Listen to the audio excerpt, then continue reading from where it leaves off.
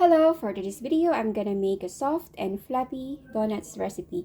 And here are the prepared ingredients. Here I have 2 teaspoons of instant yeast, 3 tablespoons of plain yogurt, a half teaspoon of salt, unsalted butter, 2 large eggs, 3 cups of bread flour, 2 tablespoons of sugar, vanilla, and 3/4 cups of warm fresh milk. Let's get started. In our bowl, let's pour in our fresh milk. Let's crack our egg. Let's mix it.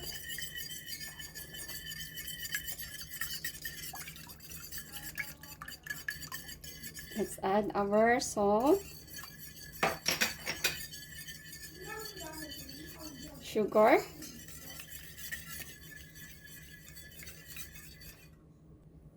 add our yogurt,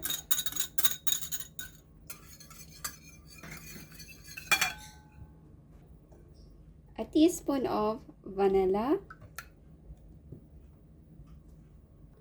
and add our bread flour. Add it slowly, mix it, and let's add our instant yeast. Mix it and add our remaining flour.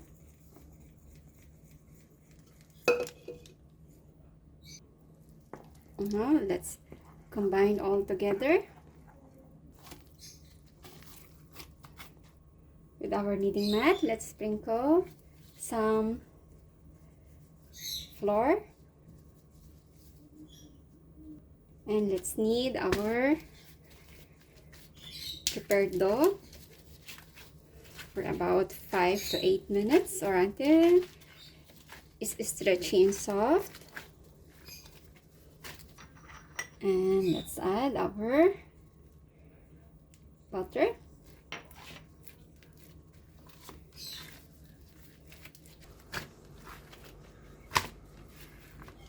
And done.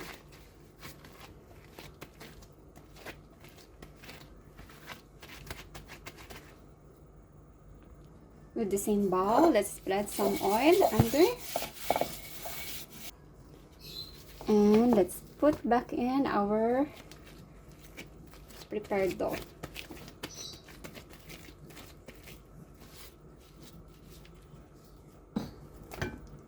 And let's cover it. Cover it for about 1.5 hours in a warm place.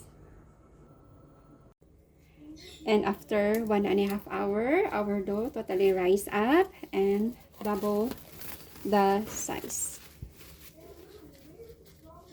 Let's punch to remove the air.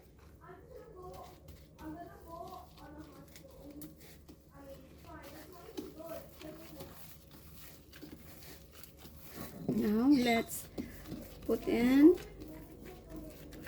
on our kneading mat. Sprinkle a bit of flour.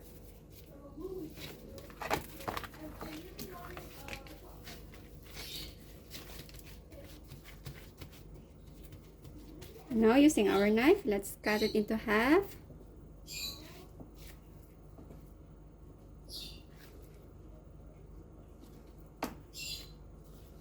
And cut again.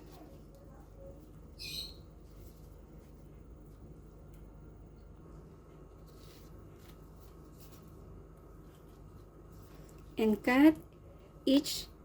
divide each into 3 cut.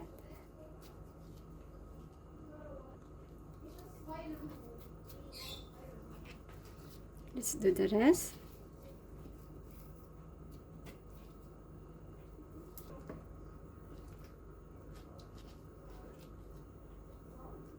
And done. Now let's take a slice and shape it into bowl.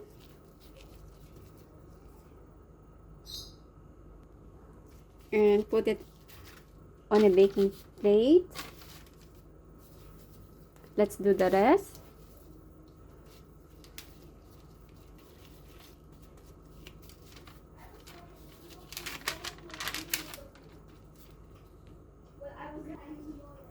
And done. And cover it for about 30 minutes. And after 30 minutes, let's check our dough. Oh, this is the second rise. Now, ready to shape our dough. Take one ball.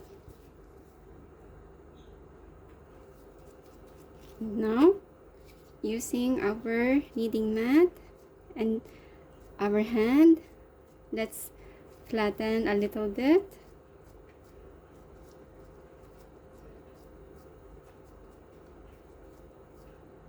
And that's it.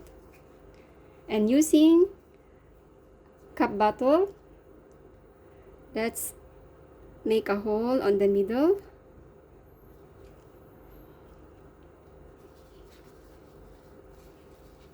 And done. Put aside.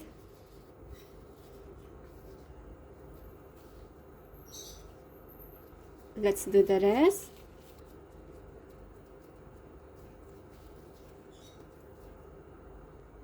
And done.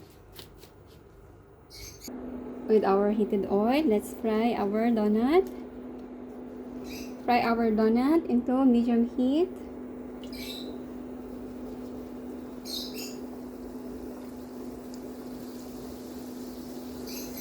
And fry our donuts for about 4 to 5 minutes on each side or until it turns to brown. And after 4 minutes, let's turn on the other side.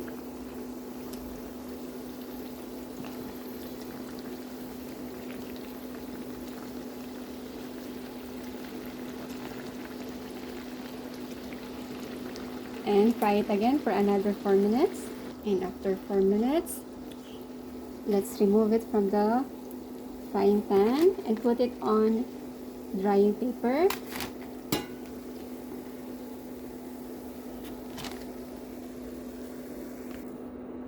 Let's fry the rest. And done.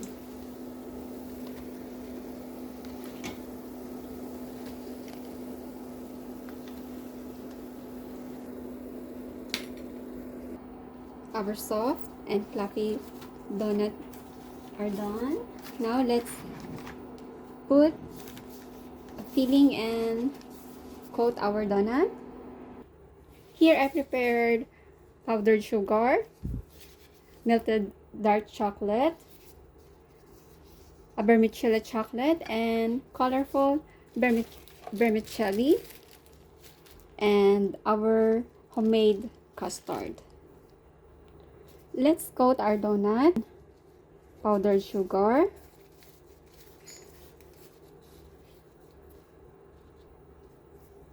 And done. Put it in our serving plate. Now let's do our chocolate coating. Let's dip into the plate.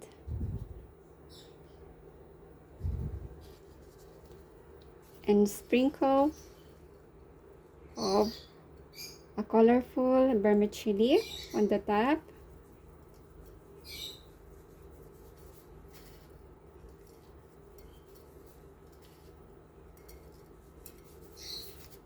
And done.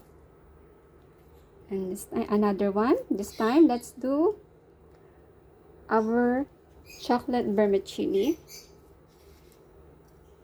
Sprinkle on the top.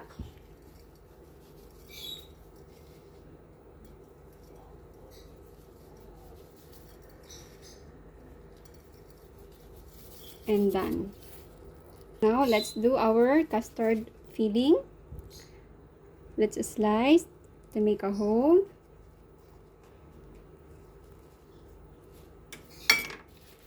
And Let's fill.